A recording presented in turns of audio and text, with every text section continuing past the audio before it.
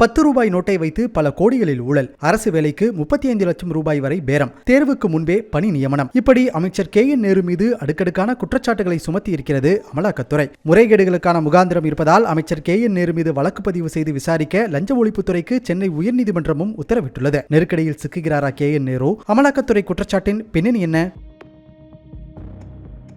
தமிழ்நாடு நகராட்சி நிர்வாகம் மற்றும் குடிநீர் வழங்கல் துறையில் உதவி பொறியாளர், ஜூனியர் பொறியாளர் உள்ளிட்ட 2516 பணியிடங்களை நிரப்புவதில் சுமார் 1000 கோடிக்கும் அதிகமாக ஊழல் நடந்துள்ளதாக அமைச்சர் KN நேரு மீது அமலாக்கத்துறை குற்றம் சாட்டியுள்ளது. வங்கி மோசடி தொடர்பான வழக்கில் KN நேருவின் சகோதரர் ரவிச்சந்திரனுக்கு தொடர்புடைய இடங்களில் சோதனை செய்தபோது பணி நியமனத்தில் முறைகேடு நடந்ததற்கான ஆதாரங்கள் சிக்கியதாக அமலாக்கத்துறை கூறுகிறது. அமைச்சர் மற்றும் சம்பந்தப்பட்டவர்கள் மீது நடவடிக்கை எடுக்க முக்கியமான ஆதாரங்களுடன் 232 பக்க அறிக்கையை தமிழக டிஜிபியிடம் கடந்த ஆண்டு அமலாக்கத்துறை சமர்ப்பித்ததாகவும் தெரிவித்துள்ளது. ஆனால் காவல்துறை நடவடிக்கை எடுக்கவில்லை என கூறப்படுகிறது. இந்த விவகாரத்தில் அமைச்சர் மீது சட்ட நடவடிக்கை எடுக்க கோரி அதிமுக சார்பில் சென்னை உயர்நீதிமன்றத்தில் வழக்கு தொடரப்பட்டது. இதனைத் தொடர்ந்து முக்கிய ஆதாரங்களை அமலாக்கத்துறை நீதிமன்றத்தில் சமர்ப்பித்ததோடு இந்த முறைகேடுகளில் முக்கிய புள்ளிகளுக்கும் தொடர்பு இருப்பதால் காவல்துறை நடவடிக்கை எடுக்க தயங்குவதாக குற்றம் சாட்டியுள்ளது. பணியிடங்களுக்கு ஆட்களை தேர்வு செய்வதற்கு முன்பே 25 லட்சம் முதல் 35 லட்சம் ரூபாய் வரை லஞ்சமாக வசூலிக்கப்பட்டதாகவும், தேர்வானவர்களின் விவரங்கள், தேர்வு முடிவுகள் வெளியாவதற்கு முன்பே வாட்ஸ்அப்பில் பகிரப்பட்டதாகவும் குற்றம் சாட்டியுள்ளது. பணிக்கான நேர்காணல் கடிதத்துடன் 10 ரூபாய் நோட்டை அடையாளமாக கொடுத்து கோடிக்கணக்கில் லஞ்ச பணம் ஹவாலா முறையில் வசூலிக்கப்பட்டதாகவும் நீதிமன்றத்தில் அமலாக்கத்துறை தெரிவித்துள்ளது.